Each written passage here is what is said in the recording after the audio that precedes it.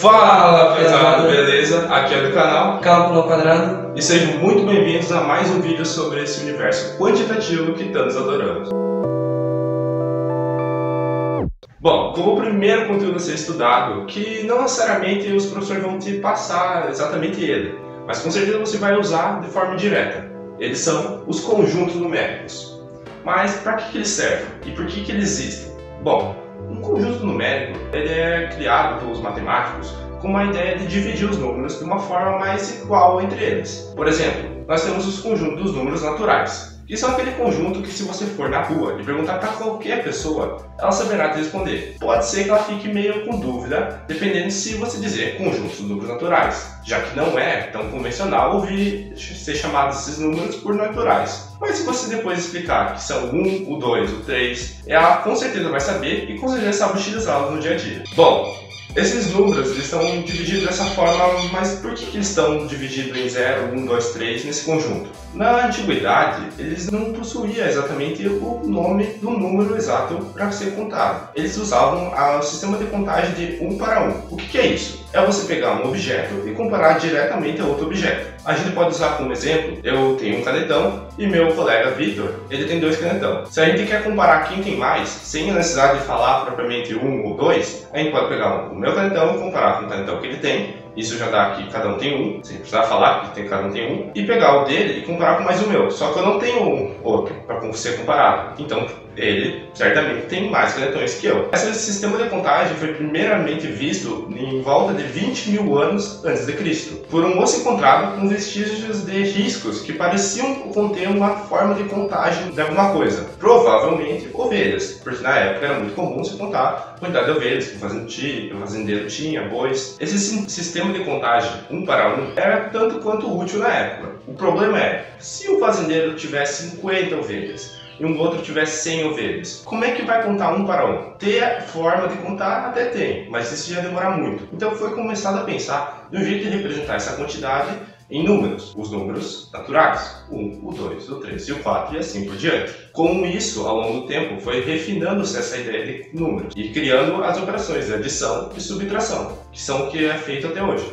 Como, por exemplo, a operação de 1 mais 2. 1 mais 2, hoje em dia a gente sabe que é 3. Mas na época era difícil de se imaginar isso e demorou muitos anos até chegar a essa conclusão que 1 mais 2 é igual a 3. E depois foi a subtração, como 2 menos 1 que é igual a 1. Aí que vem a parte louca, porque se você tem duas maçãs, perde uma, o 2 pode ser reconhecido como 1 mais 1 e menos 1. Aqui. Então a gente vai cortar esse daqui e sobrar só 1. Então, se tem duas maçãs, perde uma e sobra uma maçã. Mas alguém antigamente pensou assim: e se eu inverter essa conta? Eu ficar 1 menos 2. Mas se eu tenho uma maçã, eu vou perder duas. Mas eu não tenho duas maçãs. Como que eu vou perder duas? Aí que passaram a ser mais comuns esses números abaixo de 0 e eles passaram a ser chamados de números negativos. Daí ficaria igual menos 1. Bom, como vocês viram, existem os conjuntos dos números naturais e dos inteiros. Mas como é que a gente pode ver eles de uma forma mais simples de interpretar? Aqui no quadro nós temos a reta numérica, que é uma forma de dividir os números e assim conseguir vê-los e entendê-los. Os números inteiros são aqueles que compõem os números negativos, números menores do que o zero. Números negativos, como menos 3, ele fica no lado esquerdo do zero. Os números positivos ficam no lado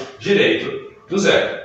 O zero é ponto neutro, ele não tem nem valor positivo nem valor negativo, mas ele comumente é usado como um número natural, pois os números naturais são todos os números inteiros não positivos. Então, são eles. Como vocês podem ver, na reta numérica não se restringe apenas ao 3 positivo e ao 3 negativo. Na verdade, ela é infinita tanto para a direita quanto para a esquerda, já que existem infinitos números naturais positivos e infinitos números inteiros negativos. Uma coisa que é muito interessante de se usar na reta numérica para entender a adição e a subtração desses números, desses dois conjuntos, é, por exemplo, no cálculo 2 mais 1, a gente sabe muito bem que isso é 3. Mas com a reta numérica ainda fica mais claro essa evidência. Nós queremos somar, juntamente com 2, o mais 1. Então a gente pode começar a contar aqui do 2, da linha do 2. 2, andando mais uma casa, já que estamos adicionando 1, a gente vai parar igual, na casa do 3. Então esse é o resultado, 3. Se nós fazermos, por exemplo, 3 menos 2, é só a gente fazer o inverso. Ao invés de andar casas para frente, a gente casa para trás. No caso, a esquerda. 3, estamos no ponto 3, que é o nosso início.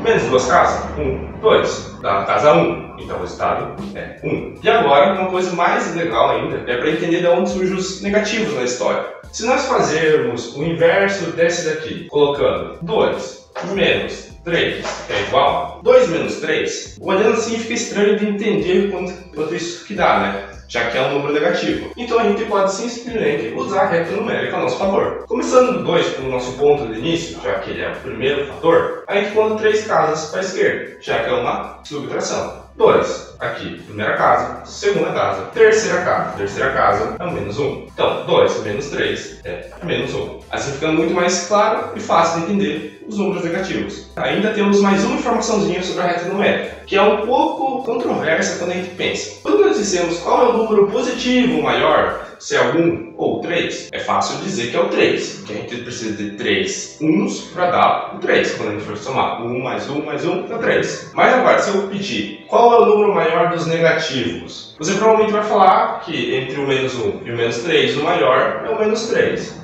Mas calma, menos 3 fatores, o menos 3 está a 3 posições de distância do zero, que começa a ser considerado o 1, o 2, o 3. Então, se nós formos pensar que o zero aqui é o ponto neutro, e qual desses dois números está mais perto do zero para ser considerado maior, a gente pode pensar que o menos 3 precisa andar 3 casas. 1, 2, 3. Já o menos 1 anda apenas uma casa. Então, se nós pensarmos que o zero inicia os números positivos, e eles são os números que possuem maior valor, a gente pode ver que cada vez que continua essa reta para cá, os números cada vez ficam menor, ficando menos 4, menos 5. E cada vez para o lado direito são maiores, e assim a gente entende qual é o maior, qual é o menor. Nunca mais esqueçam, se uma prova perguntar qual é o número negativo maior, menos 25 ou menos 5, nunca marque menos 25, porque ele está mais distante do zero. O correto é o menos 5. Então, isso aqui é uma representação dos conjuntos dos números. Aqui nesse círculo pequeno temos os naturais, que está dentro dos números inteiros. Os números inteiros são os números negativos, o zero, os números positivos, etc. E os números naturais são apenas os números positivos. Se você chegou até aqui, muito obrigado. Deixe o like e se inscreva no canal se você gostou do vídeo. Se tiver algum comentário para nos elogiar, pode deixar no comentário que a gente agradece. Mas se tiver alguma crítica sobre o nosso conteúdo, para que a gente possa melhorar, pode escrever que a gente vai ler e com certeza vai implementar. Como a lei da inércia dos corpos de Newton, continue no nosso canal.